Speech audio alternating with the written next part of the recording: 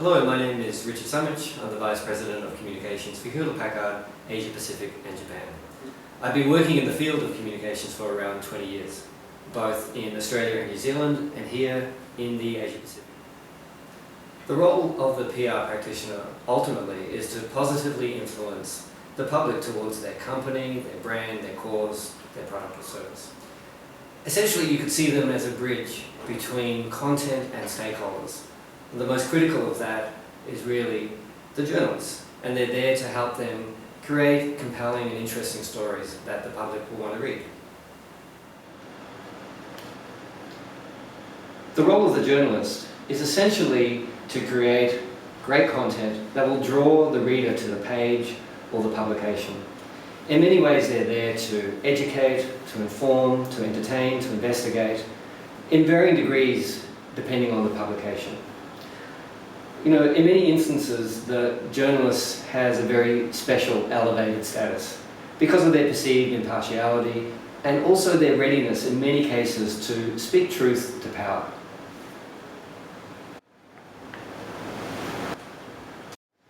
The relationship between these two professions is a very close, and you could call it a symbiotic one. In fact, you can see that in the core of it, they're both trying to reach the same outcome. They're both trying to get something interesting to a reader, something that the reader will be drawn to, and they're both working together to achieve that outcome. Obviously, they come with different background interests. The journalist trying to ensure that their publication is successful, the PR practitioner with the interest of their company. But at the end of the day, they're both creating content and they're both working very closely to make that interesting for the public.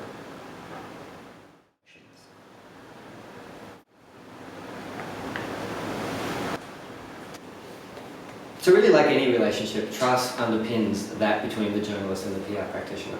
You know, the consequences for something appearing in the press are significant. They're important for the journalist, the publication, the practitioner, and the company or organization they represent.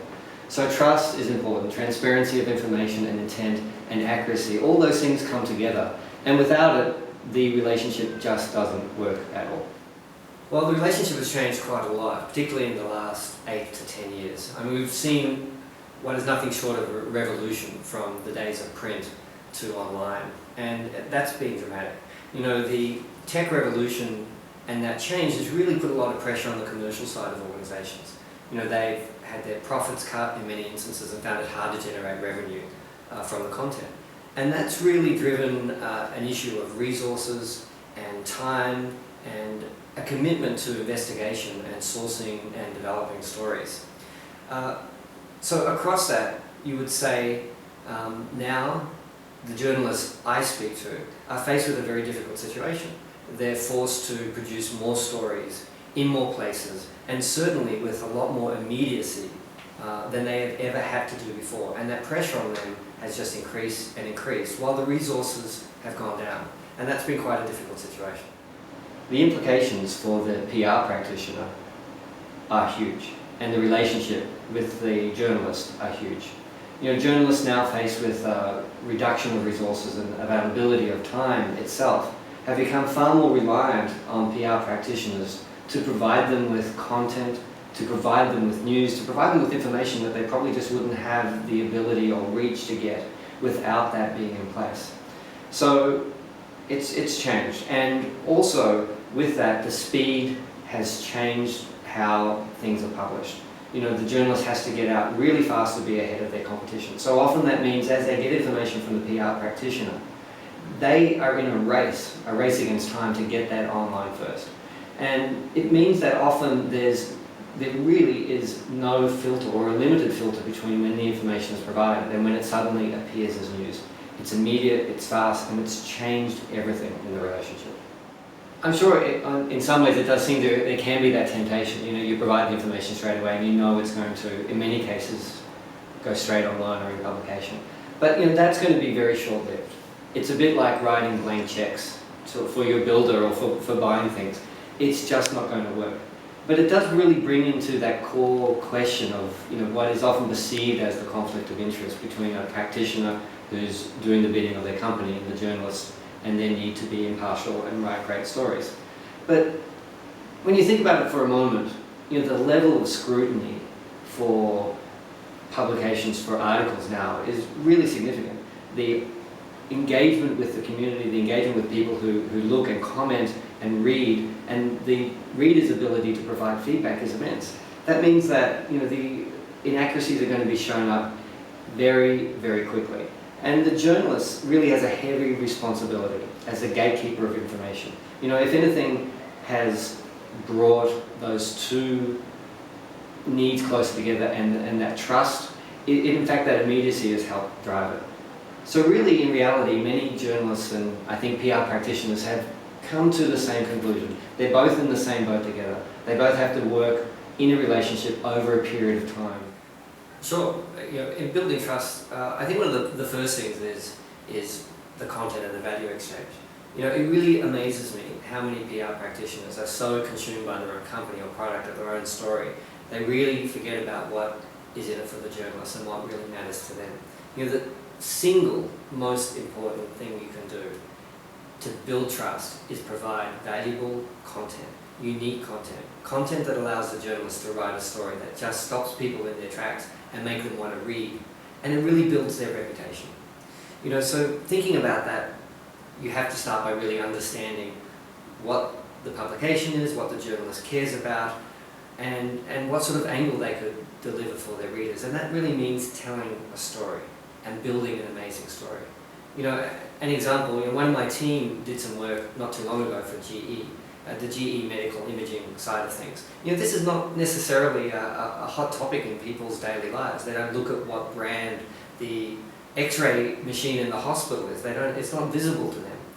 But he found that one of the researchers in Australia was actually doing some work with koalas and the study of chlamydia, which is a big problem in 90% of the koalas apparently. And they donated a piece of medical equipment to help that study and help cure them. He built a story out of that went viral. It was amazing. It was not only on mainstream news in Australia, but it went to CNN and it went international because it has all the most interesting elements. A beautiful animal, a real need, something that people can understand. And it had cut through in a way that no corporate story ever could, no corporate spokesperson or press release could ever achieve. It was valuable, interesting content. It was telling a story, and also had a spokesperson that was special, that was clearly not a corporate stooge, that really understood their content and could tell it so amazingly.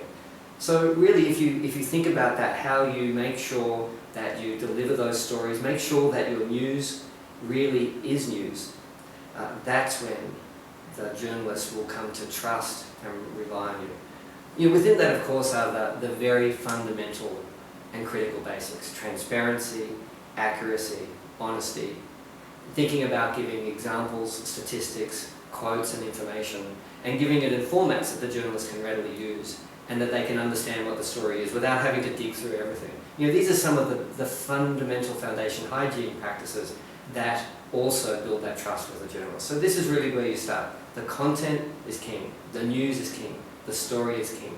Think of it uniquely, help the journalist tell it, and help them write an amazing story. That's the most important thing you can do. Sure, actually this is a really important topic. It's the other major issue when you think about it, the reputation of PR itself. Are we there to spin or are we there to inform? In my experience, most PR practitioners are incredibly ethical. They really understand that they're the final gatekeeper between their organisation and the outside world. They understand the importance of the relationship with the media, and they really understand and see themselves as, in many ways, as the conscience of the organisation or the company. They ask and challenge with some really important questions like, how would this thing or how would this issue look on the front page? They challenge and guide organisations in times of issues and crisis, how to handle them transparently and honestly, so that can turn into a situation that builds trust rather than destroy it. And they're often the ones who are passionate believers and advocates for how an organisation meaningfully engages with the community in which they serve. So of course, conflict does arise, particularly when the intent of the organisation doesn't align with the ethics of the PR practitioner. And you can really see that manifest in ways right before us now. In many modern democracies around the world, we've seen a crisis in confidence with the political class, who've put, in many cases, spin over substance. And it's destroyed the relationship and destroyed the trust between them and the journalists that write. And as a result, we're seeing very much that journalists are really chiding and admonishing the politicians because they don't have the substance, they don't have the transparency or honesty in how they're presenting themselves. And in turn, that's completely undermining the reputation of the PR practitioners and also the politicians themselves in the eyes of the community. So it's had the completely opposite effect. So, I think that a good PR practitioner really understands that you have to stand on ethics. You have to be the voice and the one who teaches the organizations in times of doubt. And through that, both their relationship with the journalist and their reputation stands intact and stands the test of time. It's critically important. That's a very interesting question because, of course, change, as they say, is the only constant, and things are definitely going to change a lot. The advancement of technology, the advancement of journalism and PR practitioners themselves, and in fact the consumers, the readers, everything is going to change and continue to dramatically, and that's going to affect the relationship. So what's definitely true is that all of us have to be adaptable. PR practitioners and journalists themselves are going to have to work through all of these changes as they come and figure out how to adapt and how to move and how to do things differently. I'm sure that's only going to accelerate. And those tips that I've given, around how to establish trust, I mean, they're good now, and I do think that truth of having good content will always be there, but some of them will die off and new ones will develop as everything continues. But, I think some core things do remain. As much as this relationship can be tested at times, under the weight of change, agendas and expectations, I really do believe those core principles remain true. The need for trust, the need for great stories, the need for information and indeed entertainment. These things will continue to be there and they will continue to drive these professions closer together.